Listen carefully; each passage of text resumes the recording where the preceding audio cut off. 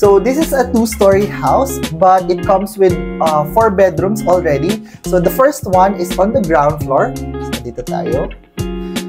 So for this one, pwede siyang gawin for yan, as a guest room, or pwede rin siya, perfect din siya sa mga nag-work from home. Pwede nyo gawin siyang office room, diba? Yung iba, ayan, ginagawa niya yung theater room. So depende kay client kung anong gusto niya. And also, perfect siya sa mga senior citizen na ayaw nang umakyat sa second floor, no? Sir Allan, no? Aside dyan, meron din siya mga storage here. Oh! So, spacious talaga siya. Then also, dito sa side. So, basically, na-maximize talaga yung space. Na-maximize, Sir Allan. Tama po. Go to upstairs? You can see, Sir Allan, no? Even yung mga stairs natin, may mga street lights. Oo nga. Very aesthetic, yes, no? Para yung naglalakad si client, safe siya even at night. Kasi may mga lights niya. Exactly. So, we're here in the hallway and you've noticed that there's a big full glass mirror here. So, pwedeng mag-check kung mag-OOTD, diba? Bago ka lumabas. So, you can check kung bagay ba yung outfit. Correct. Let's go to the master's bedroom. So, here in the master's bedroom, this is where the magic happens. Diba, Sir Julieta? Yes, Allan, tama.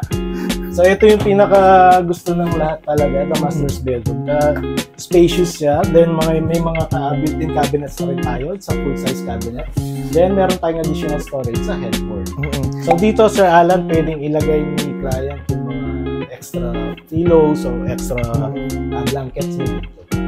And also, there's, you know, built-in study table. Built-in study kasama table. Na rin sa previous yan, Sir Allan. So, may ganyan na.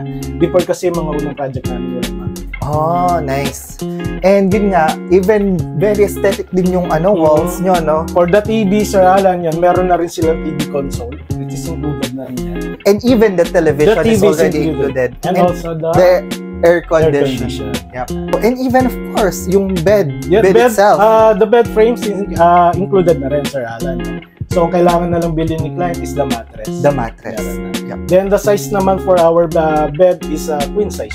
Nice. So, malaki na talaga. And since this is a master's bedroom, you have also your own toilet and bathroom inside. Yan. So, ganyan na rin siya. If you've noticed, it's somehow similar to the ground floor na toilet and bathroom. It comes with the, you know, the partition or the shower enclosure and lahat kasama na dyan except for the decorations lang.